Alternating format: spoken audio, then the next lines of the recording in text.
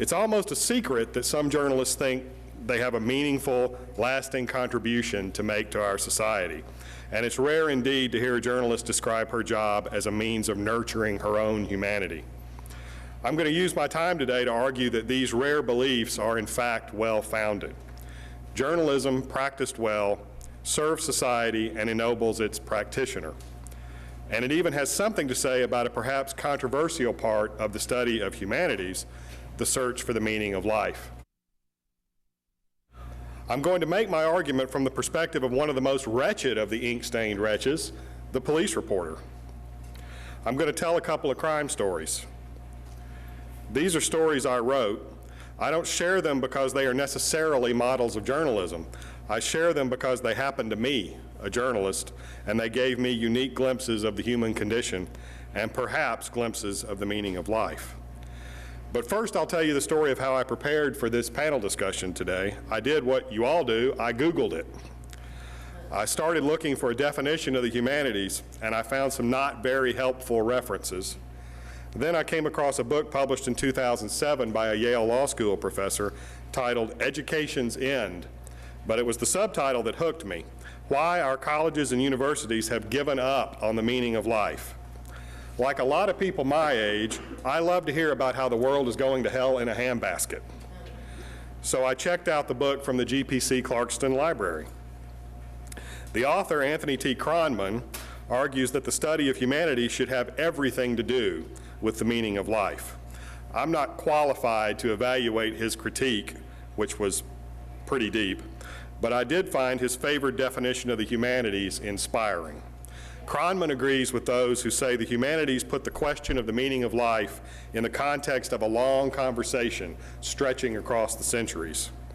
I submit that journalism places that same question in the context of a very wide conversation stretching around the world every day.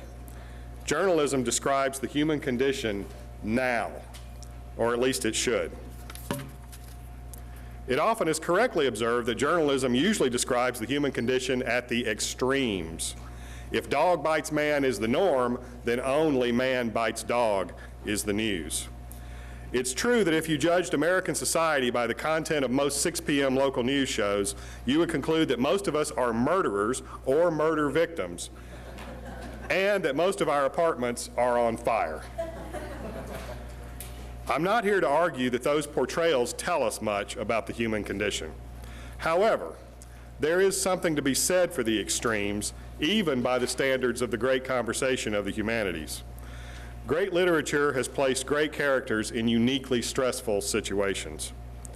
And you would be hard-pressed to find a more human figure in history than Abraham Lincoln in a time of national slaughter, except perhaps in the numberless stories of soldiers and others who suffered in that and other wars. And essentially about 6 months later, UPN came to town, which is the United Paramount Network at the time. So I'm pretty much knocking at the door. Need any help? Is there anything I could do? I'll do it for free. I just kind of want to be here. And they're like, yeah, okay, whatever. There's always something we can do for free. So I did some production assistant, did some stuff here, kept coming back. Anything going on? Anything you want me to do? I'll do it for free. So they're like, yeah, you know, whatever. We got this little show. You could do this and whatever. I'm all over it. And eventually, they had a job that came open. It was a production assistant job, entry level, whatever. And as they were mulling over their candidates, I guess, they thought, what about the crazy girl that's always outside? Doing stuff for free. Like, should we just hire her? Because she's like always here. And that's how I got my first job into entertainment television at UPN. UPN then merged with the WB, and here I am now at CW 69, and that was 16 years ago. And so clearly I enjoyed it. So I tell that story to say, figure out what you don't want to do. Like, don't waste that very valuable time in your lives doing something that makes you miserable. And it's not that news is horrible. A lot of people love it. Like, I have friends who are still in news and anchors all over the country who just feed on it. Like, one of my girlfriends called me, you know, she was like, hey, I got a police scanner. I was like, okay, that's good. She's like, no, I can know the story before the story's a story and get to the newsroom and I'll be, okay, you know, good luck with that. Some people love it. And if that's what you love, that's what you should do, because you're gonna be very good at it. I would have been a horrible anchor. Like, because the humanities of I'm human. I'd be, then there was a rape. Y'all would be like, really? That's the anchor? It's just not for me. So know what's for you and what's not for you, because it will make your life a lot easier. So here I am now as a public affairs director, and essentially I am community relations. I get to do this for a living.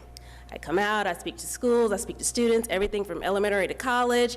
I go to nonprofit organizations who don't have any money, and I say, hey, I'll put your message on for free. They love me. I sleep good at night. I don't talk to people whose kids have just been murdered. I don't knock on doors saying, you know, I know that the rapist just moved next door to you, how do you feel? I don't do that for a living, because I'm not made like that. That is not the fabric that I am cut from. So please, figure out what you want to do. Figure out what you like to do. Figure out what you can do, how you're made, what you're good at, and press forward.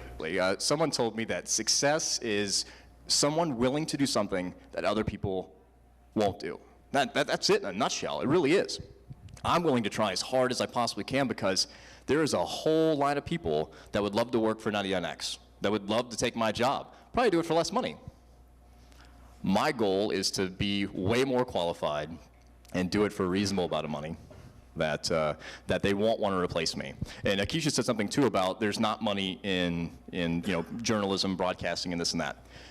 There's two sides of it. My first job, when I finally got full-time in Athens, I was full-time at $13,000 a year. I didn't work in 1879, so it's not like I was rich. It was the 90s. So $13,000 a year is what I had. I did have benefits, so that was good, but I still had to work at Best Buy. So I'm at Best Buy from 6 a.m. to noon or 2. I'm at the radio station at 5. My shift ended at midnight. So that's my schedule every day. And I'm in Athens, so of course at midnight I go drink with my friends until 2. And I go to bed about 3 or 4, and I wake up at 5. It was good times. So that's $13,000. The other spectrum is Howard Stern. 5 years, $500 million. I'm pretty sure I could retire on that sort of thing. There's everything in between. In Atlanta, we're the 7th largest market in the country. So in front of us is New York, Los Angeles, Chicago, San Francisco, Dallas, Houston, and then Atlanta. So it's harder to get any bigger than this. When you're at this point in the game, you don't really want to unless you're from those areas, because there's not much difference between those sorts of things. Salary-wise, not much different. Once you get to this, you're doing pretty okay. You know, I'm not starving. Could I make more money? Sure. But again, the goal is not to make so much they want to fire you, to get somebody else to do it for less. You got to find that fine line. There's people in my building that make crazy money. Like crazy, I'm looking to throw bricks at their head, because I probably could do their job too, and I could take half of what they make and still make more than I make now. So that's the case. Yeah, so you can do all that, but you can't do it unless you sacrifice to get there, unless you work hard to get there. So many people are like, what do I need to do? I want to be in radio. Well, bust your ass. Get up to the radio station, be here, get an internship. We have people that just work for free.